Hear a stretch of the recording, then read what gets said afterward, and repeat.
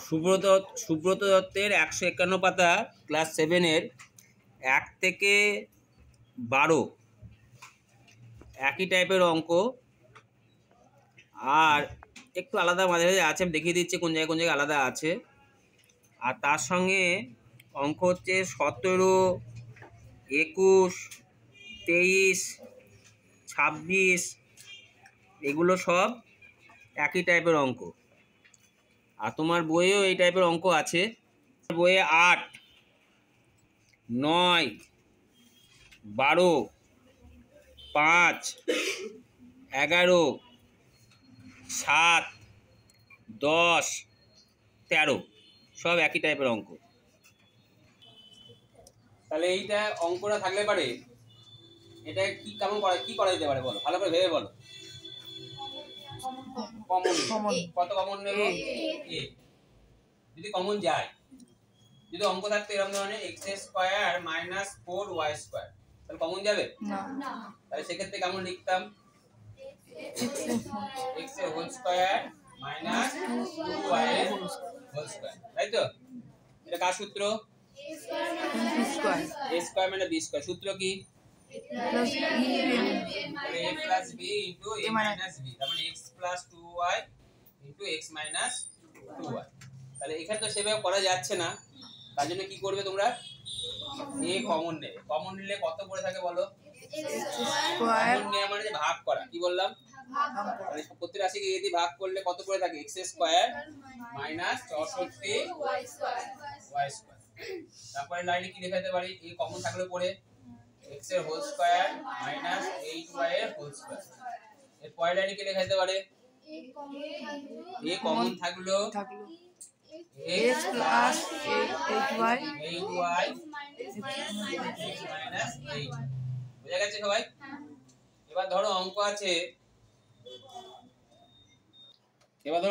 a to the power 4 b square c square minus a square. তাহলে বলো। Very good, a square common নেব। a square কেন common নেব? কারণ দুটোকে a স্কয়ার দিয়ে ভাগ দেয়, তাই না? তাহলে যদি এখানে a স্কয়ার b স্কয়ার থাকতো, a square b square common নিতাম। তাহলে a স্কয়ার b স্কয়ার যদি কমন নিই, তাহলে পড়ে থাকে কত বলো?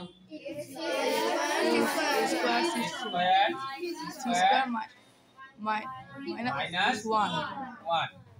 তারপর লাইনে কেমন লিখতাম? a square b square a c এর হোল স্কয়ার মাইনাস 1 এর হোল স্কয়ার। বুঝা গেছে? তাহলে পরের লাইনে কি লিখবো? a square b square ac plus 1 ac minus 1। বুঝা গেছে? এবার অঙ্ক হচ্ছে এইটা 2x - 3y + z এর whole square minus x + 2z - 2y এর হোল স্কয়ার। তাহলে দেখো এই পুরোটাই কি? a স্কয়ার a, আর পুরোটাই b। তাহলে a স্কয়ার মানে b স্কয়ার। সূত্র কি? a + b * a - b। তাহলে ডাইরেক্ট লিখে দাও। তাহলে কেমন লিখে বলো? 2x - 3y + z plus x plus 2z minus 2y into 2x minus 3y plus z minus x plus 2z minus 2y এর পরের লাইন কি হবে? ব্র্যাকেট তুলবো। ব্র্যাকেট তুলে, ভেরি গুড। ব্র্যাকেট তুললে কেমন হয় বলো? 2x minus 3y plus z plus x plus 2z plus 2y minus 2y। ঠিক একই ভাবে এখানে কত হবে বলো? 2x minus 3y plus z minus x minus 2z plus 2y। Minus থাকলে ব্র্যাকেট এর পরে চিহ্ন সব পাল্টে যায়। পাল্টে দিয়েছি।